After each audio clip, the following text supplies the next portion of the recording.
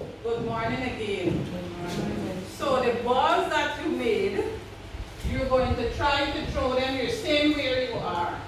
And you're going to try to throw them, it's like you're playing basketball or something. So your aim is to get it into this box. So you can start. You just mark your ball and you could start throwing. Everybody could throw one time. You ain't got to mark it, you got no much going there. So just throw. Just start.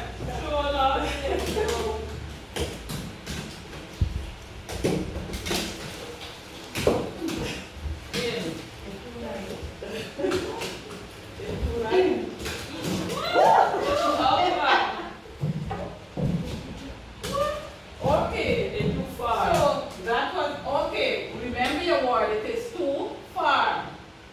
So we only got 2 balls into the basket now. Everybody come and collect 93 balls.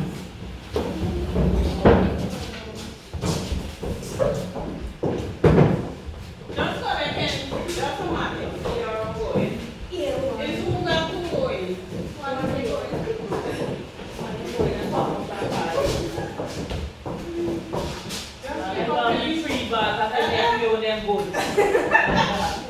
Okay, Miss Vanessa, these are exact 3 balls.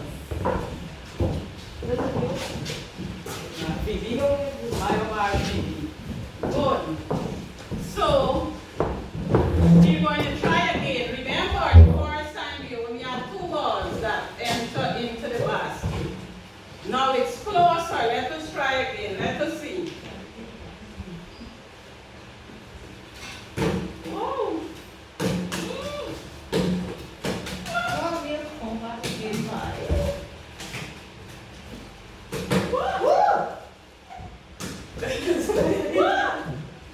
Okay, so where do I go one more time? So that one went out. But from the first time to the second time, we now have 6 balls into the basket. Okay? Let me try and clean it.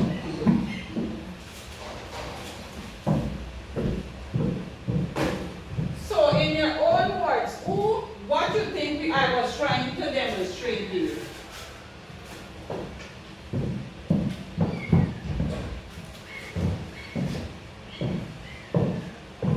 Now, today we're looking at teaching for efficacy. And when you realize first, when the basket was way away here, we only had 2 went into it. Now we move it closer, or I try to bring it closer to everyone. So in that sense, it's like the learners in our class. We have to try to teach to meet them. So it was just a little demonstration to show you that there are ways and things we as teachers can do to meet those learners.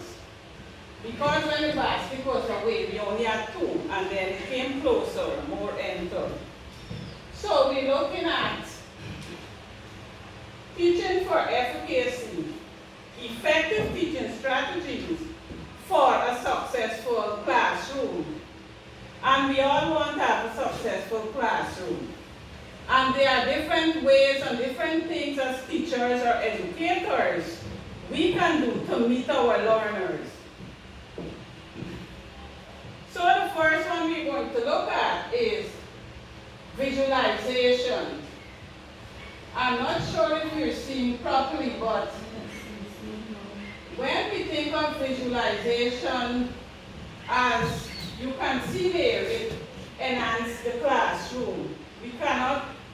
We're in an age or in a state that we should not teach abstractly. When children have something to look at, they are able to see their lesson becomes more encouraging. So, visualization brings seemingly dull academic concepts to life with visual and practical learning experiences. Also, visualization helps the learner to understand how their schooling applies to everyday example, we use flashcards every day. What are some of the things that you use that can actually represent visualization? Charts. Yes, we can use charts. What else do we use? Videos. We use videos, it's visualization, yes. Common features. What else can we use? Pictures. We use pictures. We can use models of objects, and these are things that as classroom teachers we use every day, but sometimes we are not able, to prepare. That is why we should have our corner. So maybe you're teaching something, and then you remember, what, I have this here, I can use this, and it would help to bring your lesson to life. It would help to make it more visual. Now, the second point that we're going to look at is cooperative learning.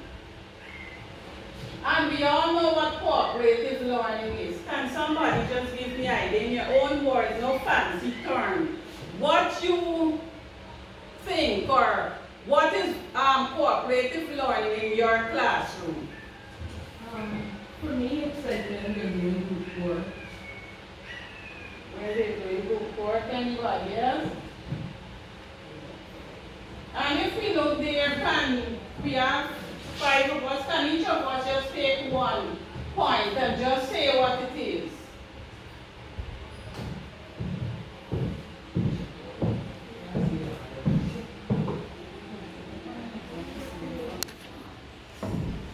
Somebody please read the first one, positive interdependence.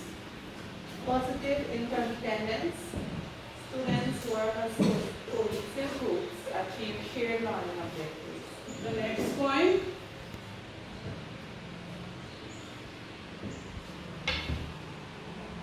Individual accountability. Students do their best work, share ideas, and help group function efficiently. Next point. Group processing. Group processing. B. By reflecting on the learning process, the effectiveness of contributions of the members in the group unit. Next point. Interpersonal and social skills. Interpersonal and social skills. Students work together, trust each other, and resolve conflicts constructively to achieve a common goal. Yes. And all those points would fall under cooperative learning. In a nutshell, learners of mixed abilities are encouraged to work together by promoting small group or whole group activities. Through verbal expression, the learner gives their ideas and responds to others. They will develop self-confidence and develop enhanced communication, critical thinking skills. Now, when we're doing cooperative group learning, we do not try to group learners alone based on their abilities. We can also group them based on their skills. Sometimes we may have a learner that may not be able to function well academically, but then you have an activity now and you know that this child would be able to draw or certain things, certain other skills this child is good at. So every time we group them, we do not just try to group them based on their academic achievement. We can group them based on their skills also. Now we're going to look at differentiation. And differentiation too would come in like what I just said. Because at the end of each lesson, we try to differentiate our lesson to ensure that our objectives are achieved. And that is when we try to group them. That is when we do our cooperative group learning. So we should always try to group them based on their skills or based on their academic achievement. When we talk about differentiated, when we look at what is differentiation, we're talking about we should know the learners, assess the learners, adjust assignments, questioning strategies, curriculum approaches. And as classroom teachers, we all know our learners. We know what this child can do and we know what that child can do. So we are able now to group our lesson, do our cooperative group lesson based on differentiation. In addition to that, lessons can be differentiated by teachers allocating tasks based on learners' ability, as I mentioned before, to ensure no one gets left behind. Because sometimes when we group in these children, when you see you put Miss Vanessa, Miss Shabana, and Miss Savita, already you know what these are, the high flyers. And then we put Savita, Miss Davina, Miss Rebecca, we was done. You know sometimes these children already place a name on these children. So we need to switch up when we're differentiating our lesson. We should assign activities according to child's unique needs. Means individual with higher academic capability are stretched, and sometimes also we can group them, using mixed ability. So the ones that, can read would be able to guide the others. And we also say why differentiated instruction. We say classroom are filled with learners who have different needs. We know they come from different educational backgrounds, have different attention span and interests, and they have different language abilities. So we try to take all those things into consideration when we are doing our cooperative group learning or we are differentiating our lessons. Next, we're going to look at technology in the classroom. And we all know that we're at a technological stage, or we're in 21st century where we need technology in the classroom. And sometimes when we think of technology, we might be thinking of, like we're using a PowerPoint here, we're thinking of what else? Teachers don't fall asleep on me. What else we thinking about? Videos, when we use our puzzles. Yes, and cinematographs and dioramas, so we can, place on the technology. Now,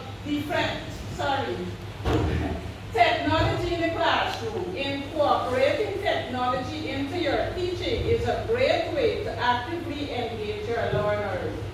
Like some schools, we are not fortunate, like they have interactive whiteboards and so, but we really try with our television and our laptops, and we try to use technology as we can or whatever we have. And the thing is why we also need to use technology, because these children are born in a technological age. And they're coming to the classroom technologically inclined. So because of their background, now we as teachers, we have to try to meet that. So we need to incorporate technology into the classroom. Then we're looking at behavior management. And we all know when we think of behavior, maybe we're just thinking about, these children have to be for a lot of talking and that for, not behaving the way that they should. So when we think of behavior management is crucial to gain the respect of learners. Give learners an equal chance of reaching their full potentials. As I mentioned before, I guess when we look at the word behavior management, of course, how we get to is how to deal with these children that are giving us a difficult time in the classroom, but it does not cover that alone. Sometimes, we have these children who are noisy, disruptive to the classroom. As administrators, as teachers, as educators, we can give those children tasks. And when they know that they have these tasks that they have to do, they now will be able to try to pull themselves together. Because, if you're in a position, you have to behave, you have to act in a certain way. And if a child knows that he's in charge of monitoring the noise, he would not be the one to make the noise. He would try to monitor the others. So we have to find ways in which we can manage behavior in our classroom.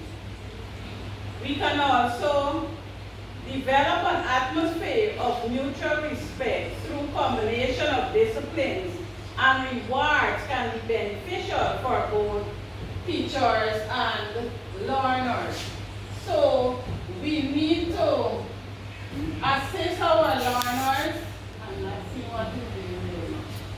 So, here's the first one, expectation. Good. So when we're talking about behavior management, we need to set expectations, clear expectations, tell these children what we expect of them, which we know most times they do not follow it, but we need to keep reinforcing. Now, as a classroom teacher, we need to model positive behavior. And there is something called the hidden curriculum. Sometimes we might think that, you know what, these children are not observing us. But the way we behave and the way we conduct ourselves, they are observing us. Steffi, why you smile like you remember a story? So we need to model positive behaviors. Then, consistency, be consistent. If you say like, no sharpening of pencil in class, sharpen your pencil before you come to class, ensure that you're consistent with whichever rule you apply to the class, because we're trying to have good behavior management in our classroom. The fourth point says acknowledgement. Acknowledge positive effort. If you see that a child is trying, like we know we have some bad ones, that we have to deal with on a regular basis. If you see that that child shows some form of improvement, we must acknowledge it. And when he sees now that his teacher acknowledged this, maybe this one positive behavior for an entire week or 1 out of 10, let us acknowledge it, and that can bring about some change. And finally, evaluation. Now we all know what evaluation is. We should be able to evaluate success. And now we look at professional development. And this is a kind of professional development that we are doing here. So each teacher is going to read one of the professional development. Mentoring, consultation, Coaching, reflective supervision, lesson study, technical assistance.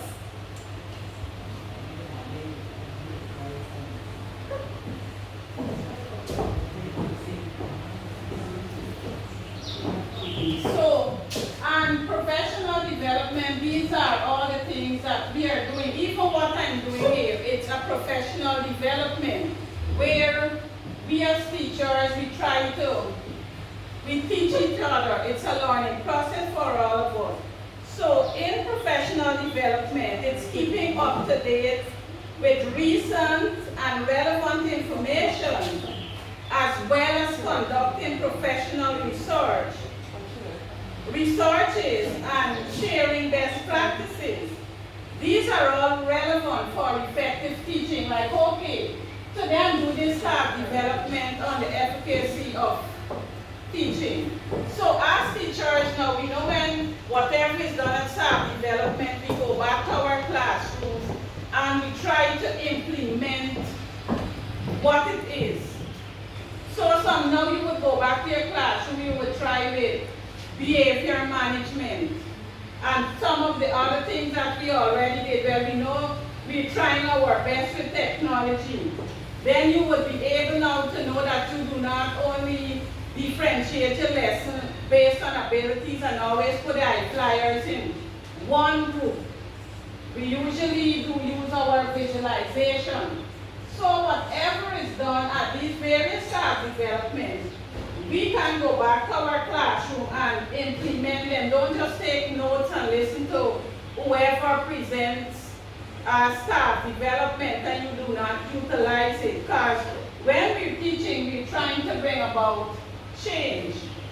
So now we're going to look at the final point, which is inquiry-based instruction. And in inquiry-based instruction, children have inquiring minds, which should be put to use since this can contribute to active learning. posing through provoking questions which inspire students to think for themselves and become more independent. I could remember one Miss Steffi was teaching something, and then she was talking about which one of the animals, and they mentioned that you can find it wherever you can find it. And sometimes we might be teaching a lesson, and we think that these children do not know what we're teaching, but these children know more than us. They are looking at a lot of televisions, and sometimes the things that we're interested in, or we're not interested in, that is what their interest lies. So now when you think it's something new you're bringing to the classroom, these children already know it. So we should not say, you know what, they do not know it. Ask provoking questions, allow them to inquire. And when we're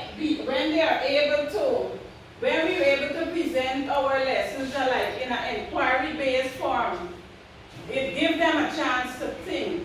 And that is how we need to, present our lessons now. Because if we think of the grade 6 assessment and so, it calls for a lot of critical thinking. So if we try to, spoon feed these children and give them all the information and not allow them to think for themselves, they would not be able to, function and be able to answer the questions the way they should. So that's my little talk, or whatever it is, on teaching for efficacy. So now, any questions? No question, but when you talk about behavior management, I remember David, Adesha came up to me and said, Miss Payne is quiet game. So when she said Miss Payne is quiet game and they getting points, I'm about to say, Miss Martin, yeah. But then I said, no, Miss using this strategy to get them quiet. Right. And believe me, she was so excited for this quiet game because I getting points. And every time the group make nice, I will keep on losing points. So that is a good strategy. Yes, for behavior management. Any other contribution or whatever based on what was discussed? So it seems as though y'all don't want to talk. So we look at visualization, cooperative learning, differentiation, technology in the classroom, behavior management, and inquiry-based instructions. So we have 5 of you there. Ms. Rebecca is not here. So you're going to choose one. You can let the person know next to you know which one you choose. And you're going to tell me, or you're going to tell us how you're going to use it in your classroom. So you choose anyone that you want, and you're going to just say how you're going to take back what you have learned today into your classroom. And remember the task we had here when you had to toss the ball into it. We cannot be distant. We need to meet our children. We need to meet them wherever they are. So because we are meeting them wherever they are, you are going to now tell me how you're going to take this back to your classroom. You do not have to be too long because we know we need to go and prepare for graduation. So just choose one, the one that you get. Learning for me. Ms. Vanessa is going to look at cooperative learning, visualization, differentiation, technology, inquiry. Which one left? Which one left? Behavior management. And Ms. Peppy gave us a nice example there. So Ms. Rebecca is going to look at behavior management. So quickly, we're going to go through it, and that is going to bring us to the end of our staff development for October month. So Miss, we reading this here and No, just an example. just say, you stand and you're going to say, okay, I am looking at behavior management, and what you're going to, I'm just using that as an example. How are you going to take it back to your classroom based on what was discussed today? Okay, miss. You're looking at behavior management. Who is going to go first? Or let us go in the order that we are in. Visualization. Okay, Ms. Shaban is looking at visualization. So visualization is when take the children, you give the children a visual representation of what your lesson will be like. So a popular topic in grade 5 and 6 is pollution, which is happening every day in the environment. So you could like take them children for a field trip just around the neighborhood, and they could observe the different types of pollution that are occurring on a daily basis. Yeah. And based on the topic pollution, visualization is good because we're not teaching them abstractly. We can even take them in the environment, show them a video, let them bring pictures, and that would be a good visualization of the lessons. Who are we going to have next? Okay, cooperation. Okay, when we look at cooperation, can take so many aspects, but for me, I be looking at the literacy aspect, like the phonics.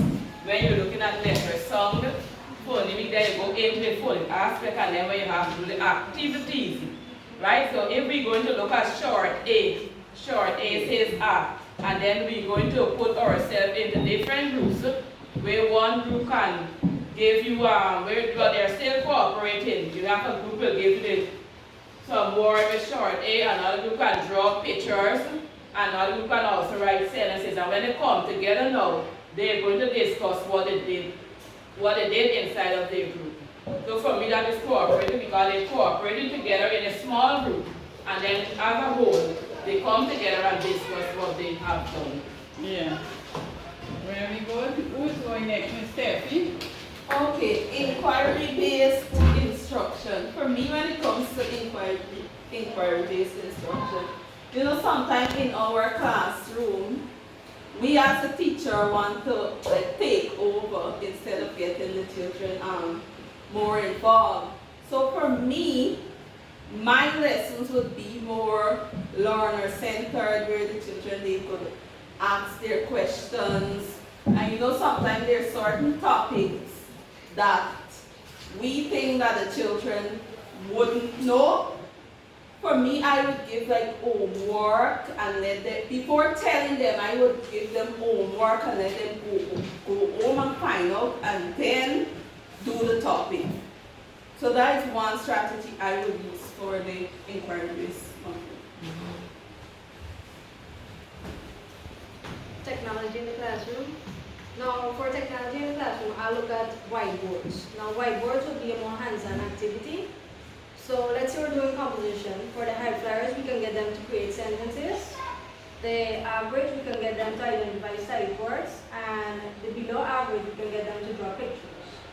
And then we present to the class where they have an engaging activity.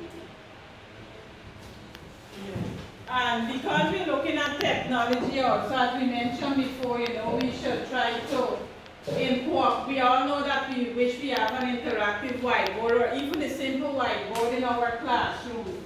But most times we have to try with our laptop, or we have been fortunate to have television in grade 1 and 2. But most times we're just with the laptops or whatever, but it's still incorporating, you know, technology into the classroom. Let us have Ms. Savita and Ms. Rebecca. So for differentiation, this is basically where we plan tasks based on the children's learning abilities or as business skills. So for example, if we're teaching a topic in the class, and we know that in the class there are children who could draw good, there are some who like to write poems, there are some who can sing, and there are some who can dance, we plan an activity and give those children who draw to draw things based on the topic, who could make a song probably on the topic and give them that, or who can do a poem in it. Very good. And finally, we're going to look at behavior management. And we know that in all the schools, wherever we are, behavior, and when we talk about behavior before, we're only thinking about the bad things that the children are doing. So we'll have Ms. Rebecca just telling us what she would do for behavior management within our classroom. In terms of behavior management, especially the ones that would be disruptive, you put them to work in groups and you assign them like duties, you have the timekeeper, the night monitor, and what have you. So you assign them duties so that instead of being disrupted, their attention is taken away from being bad and focusing in playing their roles. And in that way now every person will be engaged because each member of the group will have a different task. And that's going to control their behavior in terms of disruptiveness and indiscipline. Yeah. And also I'm still thinking of the example that Miss Steffi gave us that Miss Savita utilized in our classroom, the silent game. And we all should try the silent game sometimes. So, so since Miss Steffi was saying also when she was discussing inquiry that most times we think that we should just give full these children with all the information. We're in a different era. We're in the 21st century and we should be the facilitator as a renewed curriculum say. There's more time to practice where the children would do more and the time to teach is less. So teachers, I just want to thank you for being a part of this staff development session based on teaching for, efficacy. And I trust that when we all go back to the classrooms, most of them we were implementing, but we, should go that extra mile to ensure that it is being implemented properly. Thank you.